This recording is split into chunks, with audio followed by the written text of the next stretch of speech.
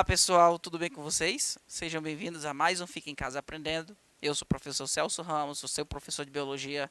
Nessa aula nós vamos trabalhar a Biologia agora, água e os seres vivos, tá? Então, a água é um importante constituinte dos seres vivos e nós vamos entender a água nos seres vivos. Vou falar um pouco sobre a estrutura molecular da água e as suas propriedades. E nós vamos entender qual a importância da água para a vida. Então, entendendo essa estrutura química da água, as suas propriedades químicas, a gente vai entender por que ela é tão importante para os seres vivos, certo? Bem, como a gente já trabalhou no primeiro assunto sobre constituintes dos seres vivos, nós vimos neste gráfico que um dos constituintes que estão mais presentes nos seres vivos é a água. Podemos perceber aqui que ela vai variar sua constituição de 75% a 85% da matéria viva. Por que varia tanto assim, né, pessoal? Vai depender da espécie do ser vivo, vai depender também da sua idade, ok? A maior massa dos seres vivos ela é simplesmente composta por água. A água ela é importantíssima, porque é na água onde vai acontecer as principais reações químicas que ficam ali ocorrendo no corpo dos organismos vivos. A quantidade da água ela varia de tecido para tecido, como eu já falei para vocês. Então, dependendo do órgão, por exemplo, nós podemos ter menos porcentagem de água. Por exemplo, nos ossos a gente encontra 20% da massa do osso é formada por água. Agora, falando, por exemplo, do cérebro, a constituição de água ela é bem maior. Ela vai girar em torno de 85% ali da massa viva ali de um cérebro. Então, quanto maior o metabolismo de um órgão, maior a quantidade de água que vai estar presente nesse órgão. Então, outra coisa também, um outro fator que vai variar a quantidade de água é a idade. Então, quanto mais novo é o organismo, mais água ele vai ter no seu corpo. Então, por exemplo, a gente tem aqui, quanto menor a idade, mais água presente. Basta a gente comparar, por exemplo, uma pele de uma pessoa mais idosa com a pele de uma pessoa mais jovem, né? A pele, conforme a idade vai aumentando, vai ficando mais ressecada, não é isso? A pessoa vai perdendo a sua massa muscular, dependendo de alguns metabolismos, de alguns corpos de pessoas, né? Tem pessoas que são mais obesas, tem outras que são mais magras, mas a constituição da água ela vai diminuindo de acordo com a idade, certo? E também, como eu já mencionei para vocês, a quantidade de água vai mudar também de acordo com a espécie, né, pessoal? Por exemplo, compara a água viva, né, o animal, a água viva, com um inseto. Lógico que o animal água-viva ela tem uma maior porcentagem de água no seu corpo do que de um inseto. Então, também vai depender da espécie de ser vivo, tá? Agora, falando da estrutura química da molécula de água, é importante a gente entender sobre essa estrutura química. Nós sabemos que a água a sua fórmula química é H2O, é isso? Tem dois átomos de hidrogênio ligados com um átomo de oxigênio. E essa ligação entre esses elementos aqui forma um ângulo aqui de 104,5 graus. Nesse caso, nós sabemos aqui que essa ligação que ocorre entre os hidrogênios e o oxigênio são compartilhamentos de elétrons, né, pessoal? E o oxigênio ele é o átomo mais eletronegativo, ou seja, é o átomo que consegue ter uma maior capacidade de atrair elétrons, ok? E essa molécula aqui, pessoal, ela vai apresentar o que a gente chama de polaridade. Veja, o átomo de oxigênio ele vai apresentar uma carga elétrica negativa e os átomos de hidrogênio aqui vão apresentar uma carga elétrica positiva, como se fosse um ímã, né? Sabe que o ímã não tem o polo positivo e tem o polo negativo? Não é isso? Então, é basicamente isso que a gente pode perceber. Tem aqui a parte negativa da molécula de água e a parte positiva. E isso faz com que a água tenha o que a gente chama de polaridade. A água ela apresenta polaridade, ou seja, ela tem o polo positivo e ela tem o polo negativo. Então, a gente diz que a molécula de água ela é uma molécula polar, porque ela apresenta polaridade. E moléculas polares, elas se misturam com outras moléculas polares. Então, uma grande parte das substâncias que existem na natureza são substâncias polares. E por isso a água, ela tem capacidade de se misturar com elas. Por isso que a água ela é considerada um solvente universal, que ela tem a capacidade de dissolver substâncias. Agora, essa molécula de água, que tem um polo positivo e um polo negativo, ela vai se atrair com outras moléculas de água, né? Então, essa capacidade que uma molécula de água tem de se atrair com outra molécula de água, a gente chama isso, pessoal, de coesão. Essa coesão, ela se forma porque entre as moléculas de água se formam ligações fracas, chamadas de pontes de hidrogênio, onde o hidrogênio de uma molécula tem atração pelo oxigênio de uma outra molécula. Então, essa junção dessas várias pontes de hidrogênio aqui vai formar uma propriedade da água chamada de coesão, certo? Que é a capacidade que as moléculas têm de ficarem juntas umas com as outras, ok? Então, as pontes de hidrogênio, essa união aqui entre as moléculas de água, gera a coesão entre uma molécula e outra. E essa coesão, ela traz aqui, pessoal, uma outra propriedade da água, que a gente chama de tensão superficial. O que seria a tensão superficial? Sabe quando a gente observa uma gota d'água, vê que ela tem uma forma meio que esférica, como se ela tivesse uma película impedindo que essa gota se espalhe? Então, essa película, né, é formada justamente por essa união que essas moléculas de água têm umas com as outras. Não é isso? Por isso que, por exemplo, alguns animais conseguem ali ficar flutuando na água, como por exemplo o mosquito, ou insetos menores, que têm uma densidade menor do que a água. Ou seja, a distribuição do peso dele consegue ficar de forma que o animal não afunde, né? Ele consegue ocupar um grande espaço para poder distribuir o seu peso, ok? E aí ele não consegue quebrar a união que existe entre as moléculas de água, não consegue quebrar a tensão superficial. Sabe uma outra coisa que você pode perceber a tensão superficial da água? Você já pulou numa piscina de costa, assim? Caiu assim de barriga ou de costa? Lembra que doeu pra caramba, né, pessoal? Ficou vermelho? Pois é, ali você sentiu na pele o que é tensão superficial. Então, a tensão superficial ela é gerada por essa coesão, essa capacidade que essas moléculas têm de se unir umas com as outras. Tá? Agora, além de ter a coesão, a água ela tem a capacidade de se associar a outras moléculas que possuem cargas elétricas, que são moléculas polares. Então, no caso aqui, ó, eu tenho um sal, por exemplo, que foi jogado na água, né? Cloreto de sódio, o sal de cozinha. Sabemos que o sal de cozinha ele tem ali o NaCl, né? Na+, Cl-. Cargas elétricas, os dois átomos estão unidos. Aí quando você coloca ele na água, essa água ela vai separar esses íons, né? Essas cargas elétricas positivas e negativas. E aí a gente vai perceber que a água ela promoveu a dissolução, né? Ela dissolveu essa substância.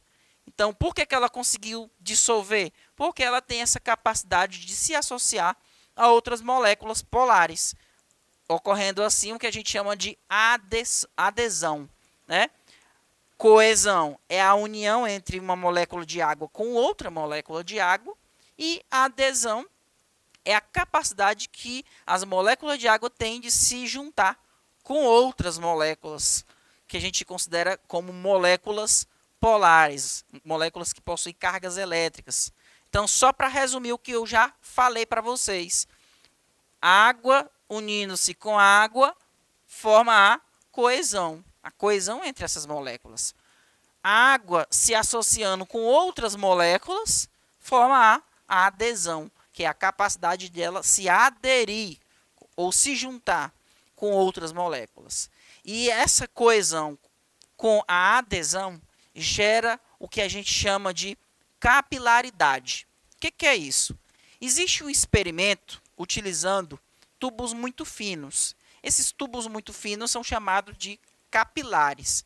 E percebe-se que quando utiliza, por exemplo, uma bacia com água e coloca tubos com espessuras diferentes, a água ela vai subir nos tubos mais finos, né, que são os capilares. Por que isso acontece? Porque a água, as moléculas de água, elas têm a capacidade de se juntar, de se associar com as moléculas da parede do tubo. Então, eu tenho aqui ó, a parede do tubo que promove uma força de adesão, ou seja, essas moléculas aqui estão sendo atraídas pelas paredes do tubo, ok?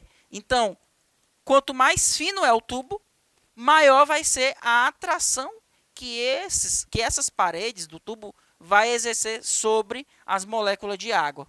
Então, quando o tubo, as paredes do tubo atraem as moléculas de água, a gente chama de adesão. Só que quando você puxa uma molécula, essa molécula ela puxa outra molécula, porque ela tem a coesão. Então, a adesão vai ser a força promovida pelo tubo, pela parede do tubo, que vai atrair as moléculas para cima, e ao mesmo tempo, quando puxa-se uma molécula, outra molécula vai puxando outra, e assim sucessivamente, ok? Então, é basicamente isso aqui que a gente pode perceber. Ó. Nós temos aqui ó, as paredes do tubo, que atrai as moléculas de água, que esse bracinho é para representar a atração que a molécula de água tem com a parede do tubo, não é isso? E esse bracinho dado aqui entre essas duas moléculas é como se fosse o que a gente chama de coesão, né? É a coesão, a capacidade que a molécula tem de ser atraída por outra molécula. Então, se eu puxar uma molécula, puxa as outras. Por isso que a gente consegue perceber que em tubos muito finos, a água ela vai conseguir ser transportada. Uma outra situação que a gente pode perceber aqui, pessoal, é que isso ocorre muito em plantas, ok? No interior do tronco das plantas existem tubos muito finos, que são os vasos condutores. Então, por serem muito finos, eles ajudam, fazem com que essa molécula de água que está saindo da raiz seja transportada até longas alturas, não é isso? Então, a capilaridade ela é gerada pela ação de duas forças, da coesão e da adesão. Beleza? Também a água ela tem aqui ó, a capacidade de dissolver grande variedade de compostos químicos, como, por exemplo, sais, gases, açúcares, aminoácidos, proteínas e ácidos nucleicos. Então, a gente pode considerar a água como um solvente universal, como eu já mencionei anteriormente para vocês. Toda e qualquer molécula que possui polaridade, né, que possui cargas elétricas, são consideradas moléculas polares e, consequentemente, ela se dissolve na água. Quer um exemplo de substância química que não se mistura de jeito nenhum com a água? É o óleo. O óleo ele é formado por moléculas apolares, que não têm carga elétrica. Inclusive, a gente vai falar sobre esse tipo de substância, né? Os óleos, as ceras e as gorduras. Nós vamos trabalhar sobre os lipídios, ok? Então, a água é um solvente universal. E o que seria um solvente, né, pessoal? Toda solução química ela é formada por dois componentes, né, pessoal? Um solvente, que é o que vai existir em maior quantidade, e o soluto, que vai se dissolver nesse solvente. O solvente ele é uma substância química que consegue desagregar os componentes do soluto, ok? Essa substância que tem capacidade de se misturar com a água, ela é considerada uma substância hidrofílica, ou seja, tem afinidade com a água, ok, pessoal? Por outro lado, existem substâncias que não têm afinidade com a água, que a gente chama de substâncias hidrofóbicas. É o exemplo dos lipídios em geral. Os óleos, as ceras e as gorduras. Beleza? Aqui é a substância hidrofóbica. Agora, falando sobre essas substâncias hidrofóbicas e substâncias hidrofílicas, a gente pode mencionar, por exemplo, a composição química da membrana plasmática das células. Tá? Lá na membrana o que seria a membrana plasmática, primeiramente? Membrana plasmática, eu posso dizer que é como se fosse a pele das nossas células. Ok? E nessa membrana, existem duas camadas do que a gente chama de fosfolipídios. Nós vamos estudar na aula de lipídios essa classe de substância química. Agora, só para adiantar para vocês, na parte externa da célula, isso aqui é a membrana plasmática, ok? A pele da célula. Ela é formada por duas camadas de fosfolipídios. Veja que uma está sobre a outra. De forma que essa parte que está em amarelo aqui é a parte que não tem afinidade com a água, que a gente chama de porção hidrofóbica. E essa cabecinha vermelha, tá? É a parte que tem afinidade com a água. É a porção hidrofílica, ok? E percebam que tem porção hidrofílica tanto na parte de cima quanto nessa parte de baixo. Essa parte de cima é como se fosse o meio externo, o meio de fora da célula. E essa parte de baixo aqui é o meio interno, é o meio intracelular, de dentro da célula. Por que a gente encontra as porções hidrofílicas tanto para cima, ou seja, para fora da célula, e também nós vamos encontrar na parte de dentro da célula? Porque nós encontramos água tanto fora da célula quanto dentro da célula. Nós temos água, como eu já falei para vocês, a água ela vai fazer parte de mais de 70% da constituição química dos seres vivos. Então, nós vamos encontrar água fora e água dentro da célula. A água é importante para muitas reações químicas. Vou dar alguns exemplos aqui para vocês. É o exemplo, no caso, da síntese por desidratação. Ou seja, essa reação química aqui, ela promove a produção de uma substância se retirando a água dela. Como assim? Nós temos aqui, ó, dois aminoácidos. Aqui eu tenho um aminoácido e aqui é um outro aminoácido. Os aminoácidos são substâncias que formam proteínas. Então, a união de vários aminoácidos gera as proteínas. Então, para que eu possa produzir uma proteína, a célula precisa unir esses aminoácidos. E como é que esses aminoácidos se juntam? Veja, esse aminoácido aqui tem no final dele um OH, que a gente chama de hidroxila. E este outro aminoácido, nessa parte de cá, nós vamos encontrar um hidrogênio. Perceba que eu vou retirar uma hidroxila daqui com o hidrogênio daqui. Lembra que eu tenho um oxigênio e dois hidrogênios? Isso aqui é uma molécula de água, ó. Essa molécula de água sai, eu estou promovendo a desidratação, e essas duas porções aqui, ó, dessas duas moléculas, elas vão se juntar. Ou seja, eu juntei dois aminoácidos. Antes, cada aminoácido era chamado de monopeptídeo. Quando eu juntei dois aminoácidos, formou um dipeptídeo.